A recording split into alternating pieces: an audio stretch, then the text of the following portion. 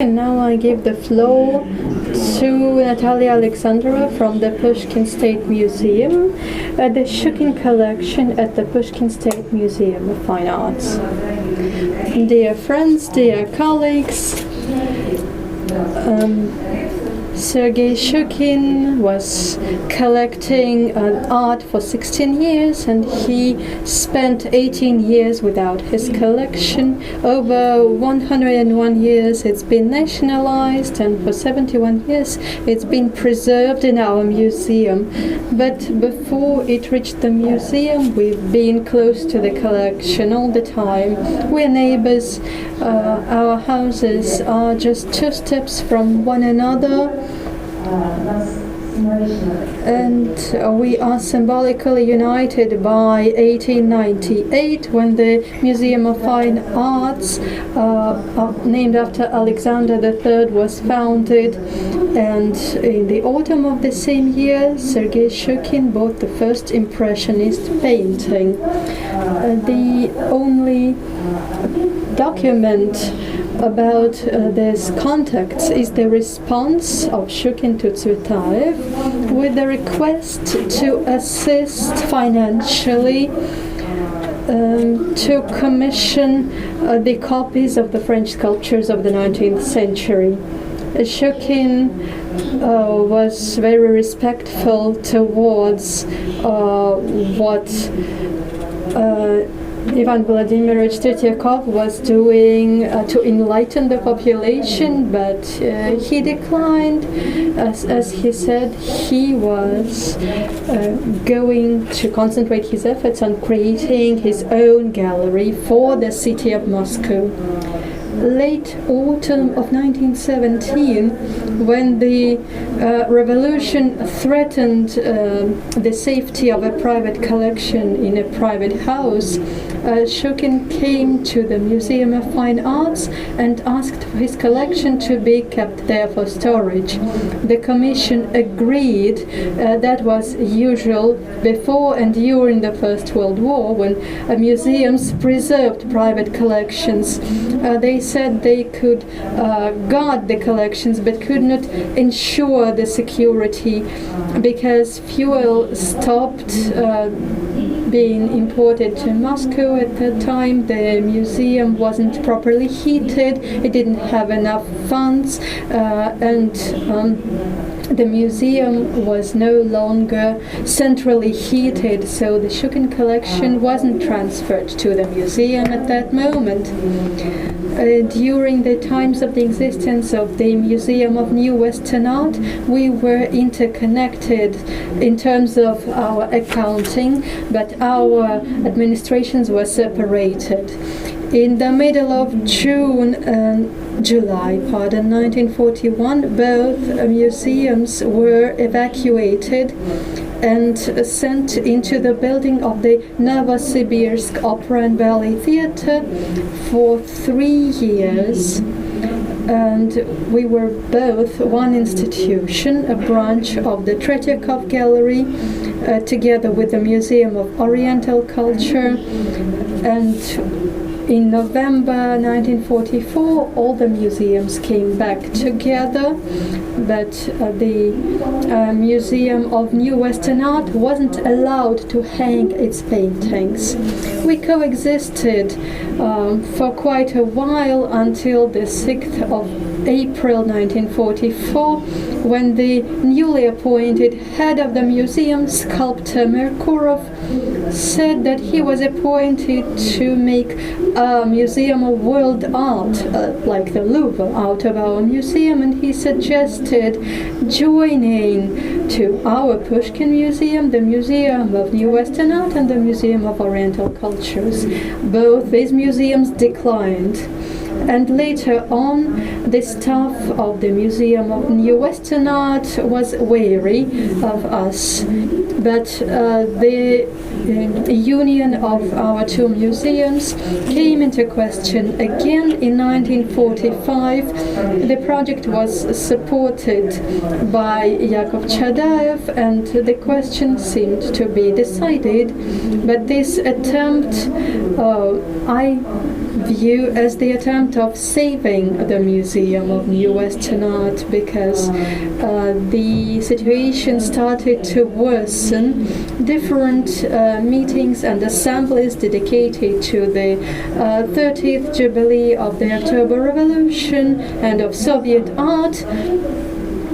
The formalist artists were criticized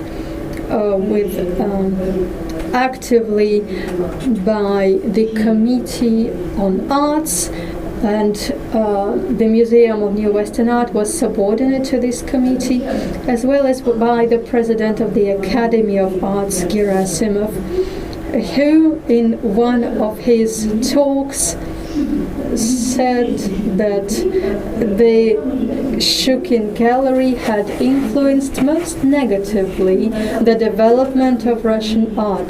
So Shchukin was blamed for inflicting modernism on the Russian youth before, and he was blamed again now. The destiny of the museum was finally solved on the 6th of March of 1948, when by the decree the museum was liquidated. And we know from the diary of Alexander Lopukhin, who came to restore the museum with Merkurov's team, and he was our head artist from 1944 to 1949. And his diary, which I trust more than any memoirs, is a chronograph. He wrote in it every day, taking note of what was happening in the museum. And this legend about the two grey-bearded men, Merkurov and Orbeli, separating the collection between Hermitage and the Pushkin Museum, was not supported in his memoirs, but it was he made certain additions to it, however. So the people who you see on the slide, Sergei Merkurov, Boris Viper, and Andrei Chegadaev, who decided the fate of the collection. So the latter one was saying that he was the only one to decide the fate, but it's not completely true.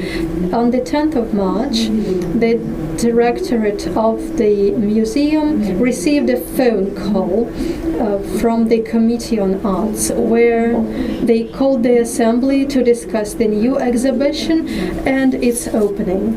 Before that, we thought that the collection would be separated and locked in storage, but no, the museum started selecting pieces to be put up on the walls. When the first 16 boxes arrived, the next day the representatives of the committee came to see over the selection of the exhibits. In the memoirs we read that the committee came all of a sudden, and they were interpreting the ministerial order that way that the museum can have only the most necessary items and everything else would be spread across the whole country. And when the director mentioned that the museum would need to retain some of the works that give us an overview of a master's story, their development and historical meaning, the committee answered that the museum will not be allowed to exhibit lots of works by one artist. They were so intolerant because they did not understand this art, said the director in his memoir. A couple of days later, he writes that the ministerial order was finally released to the museum, and now it really had to pick what it could retain, something which was the most important about the history of individual masters. On the 16th of March, Iosif Orbeli, the director of the Hermitage, came to the Pushkin Museum. He came with the committee members.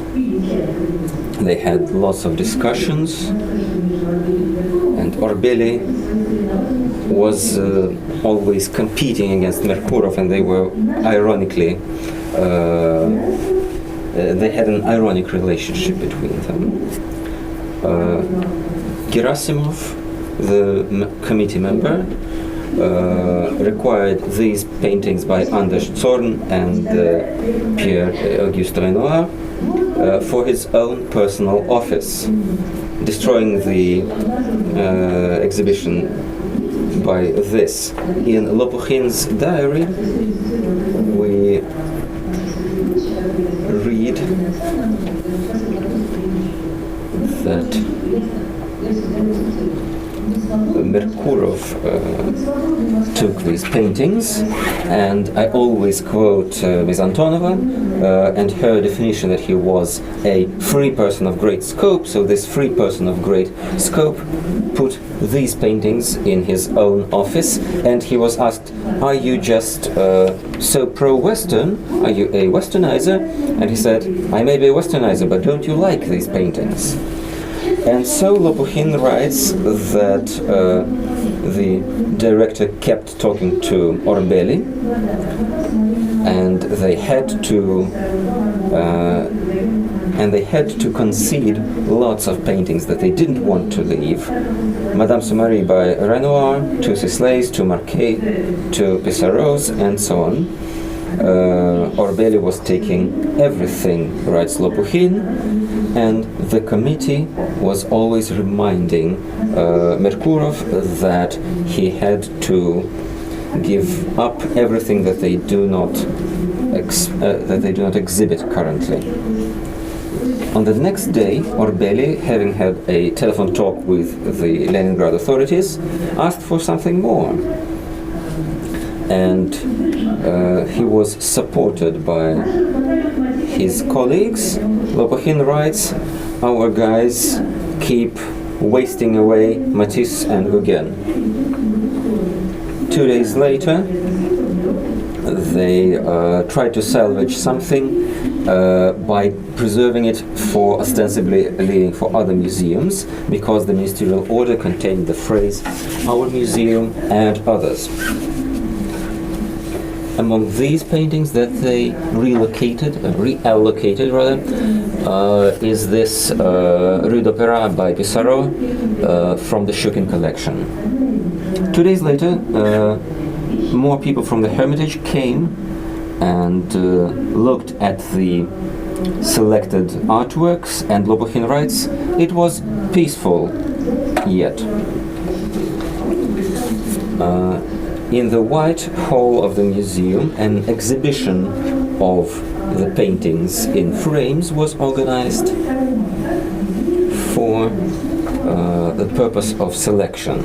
And on the 22nd of March, the commission had another meeting, and we read in Lopukhin's diary, "I finally managed to persuade Chokodayev and Viper to add 3 or 2 more things, including one Puvis de Chavannes that we see here, and 2 Cézannes and 3 Van Goghs, all of Sisley's, Pissarro, Manet, Edouard Monet, Munkachi, Mary Cassatt, Branguin, and many others, all in all 70 paintings." And then we looked at the Hermitage exhibition section. After that, we signed all the documents on transfer in the director's cabinet, in the director's office, and the work was finally done. I tried to stand by my opinion I was thinking about the future, and so the best thing are preserved for Moscow, and almost half will go to the Hermitage, a good museum, he writes, and they will be able to preserve these paintings no worse than us. If there were any errors, we can still correct them later. The same goes for the future exhibition. The Pushkin Museum exhibition kept 70 paintings, the Hermitage 17. So we must acknowledge that although this separation was painful, the division of the collection was painful, but we were happy.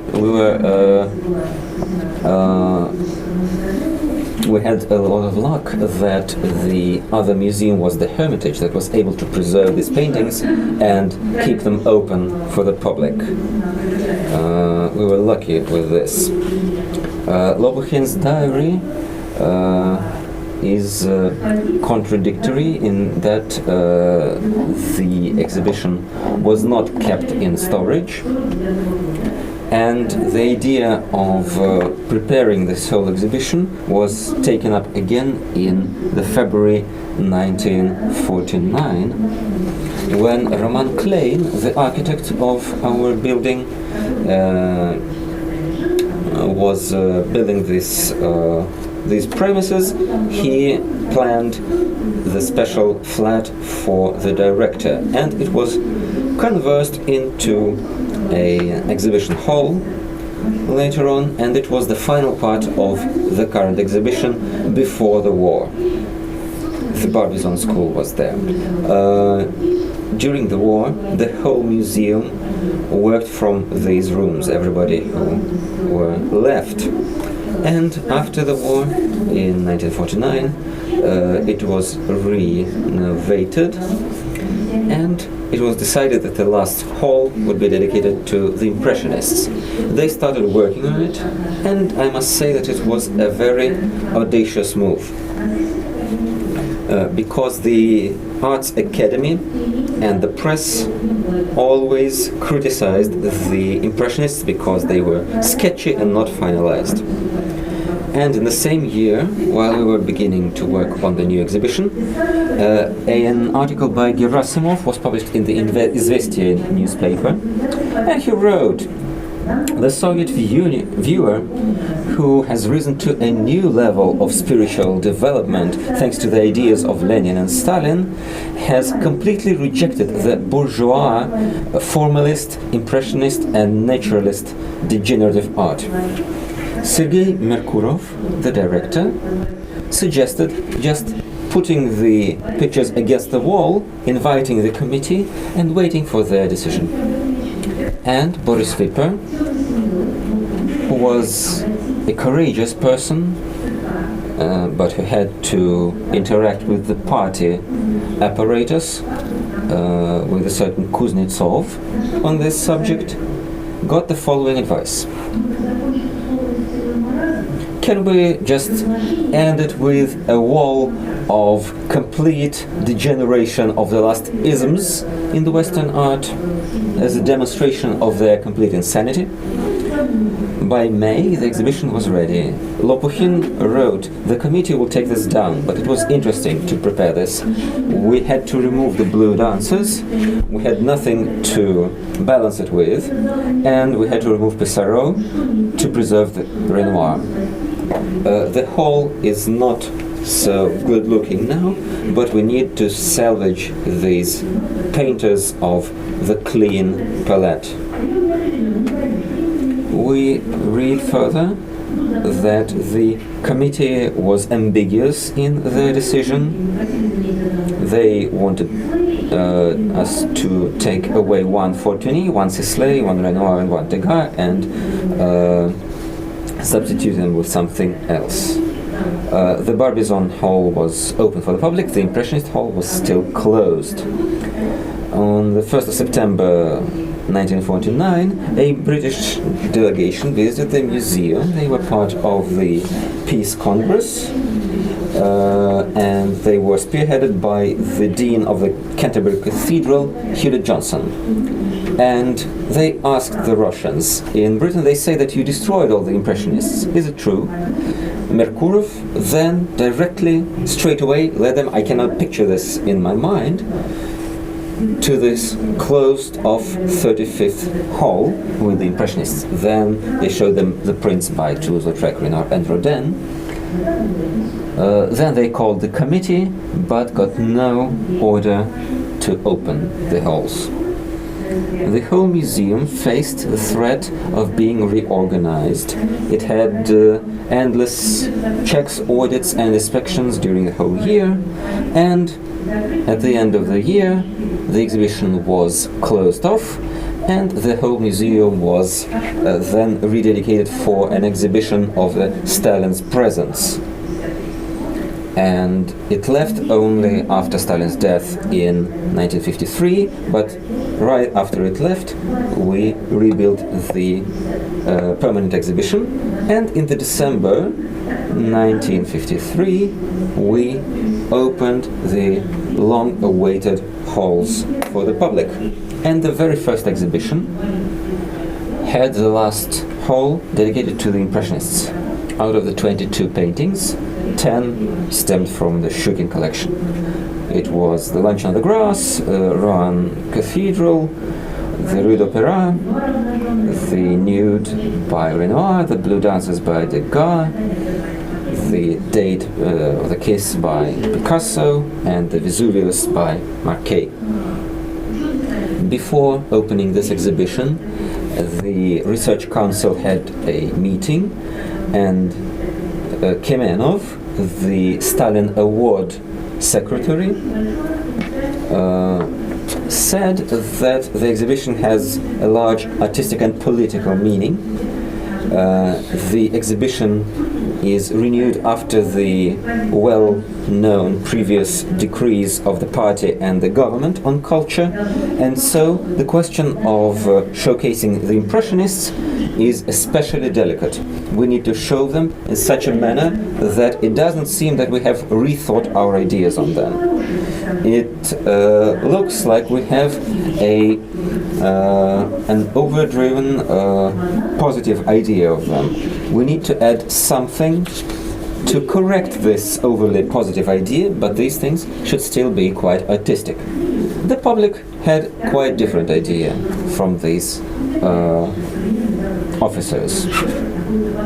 We read in the audience's replies that there are many masterpieces of contemporary Western painting that are not shown, so that it seems that the museum doesn't want to show the public the latest achievements of the Western art. Different opinions and different views bring us closer to the truth, and you seem to be afraid of showing people more. And every person can understand what they see, and they see the bad for the bad and the good for the good. This was the reply of a teacher that we can read.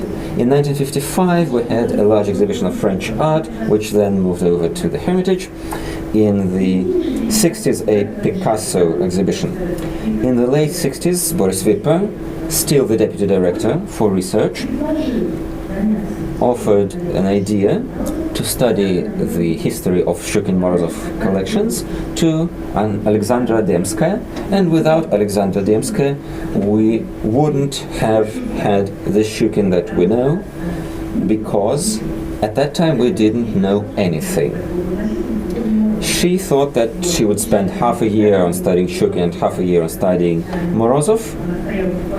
She was a true genius of art history, and she was the beginner of our archive.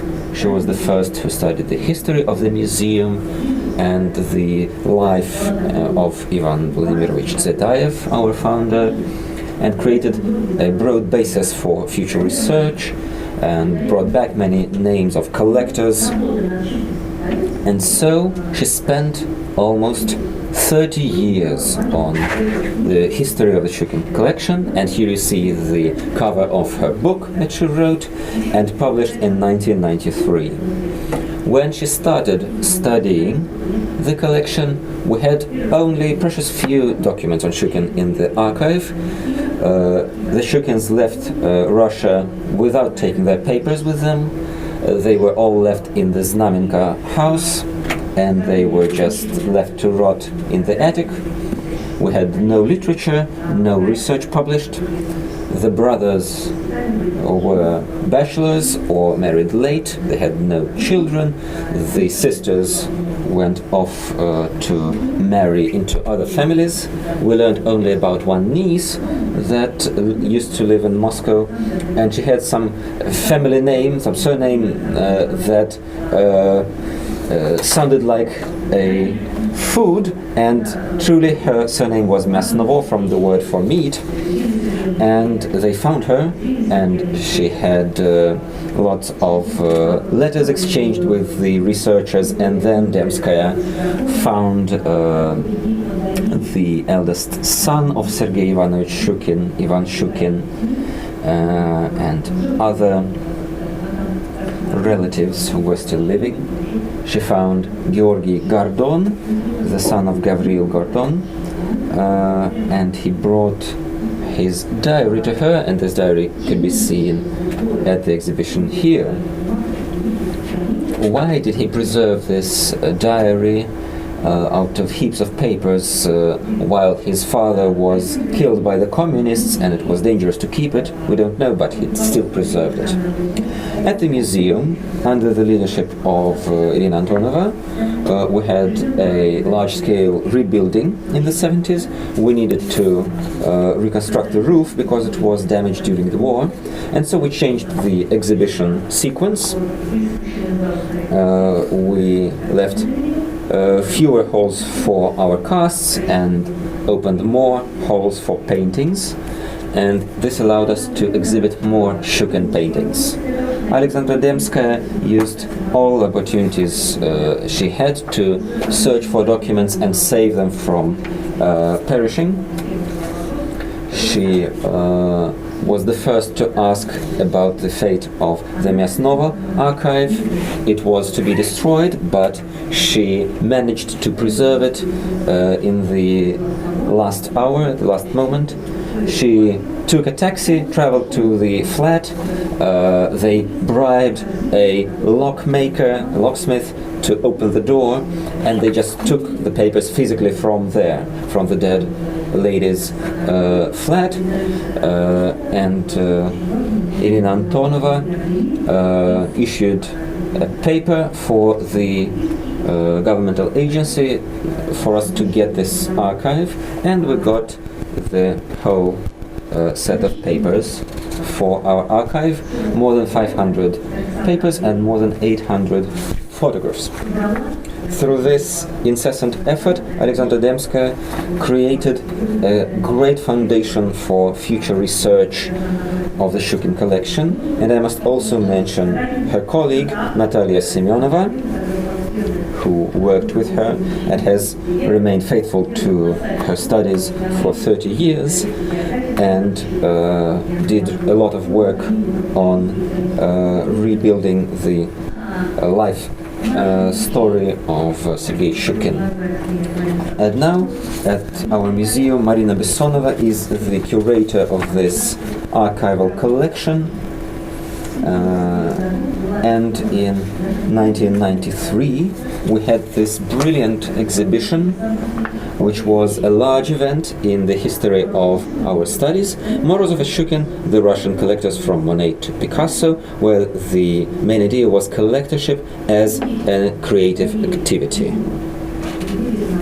the fact that the museum was trusted to preserve the memory of Shchukin was the gift by Andrei Marc de Locfourcault at the exhibition that was opened in the museum several years ago. It was named The Choice of Shchukin. Several works by Dufy and de Fauconnier, which Shchukin collected during the emigration, Andrei Marc gave to our museum, and a very important archive paper was added to our archives. The document of the birth and christening of Sergei Shchukin as the proof of his birth that he could use to emigrate.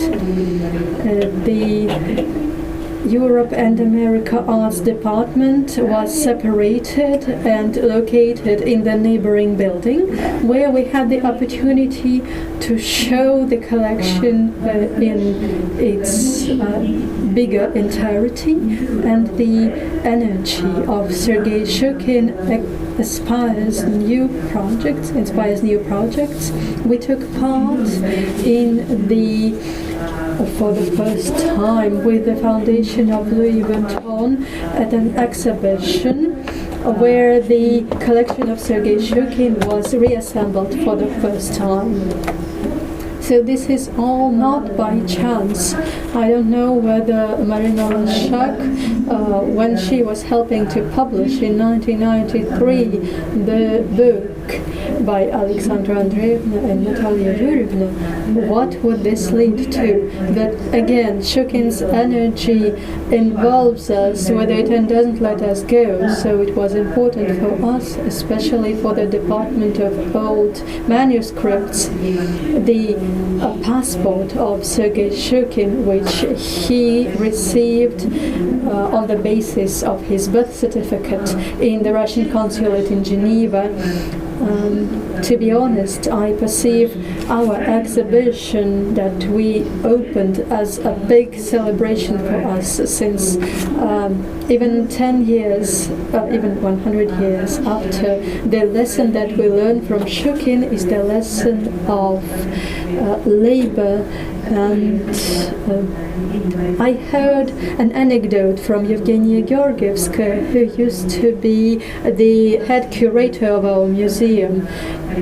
And when our collection expanded, the exchange of exhibitions was activated, and now we are preparing to take a new exhibition abroad. We've prepared a selection for France, which we showed to Ekaterina Furtseva.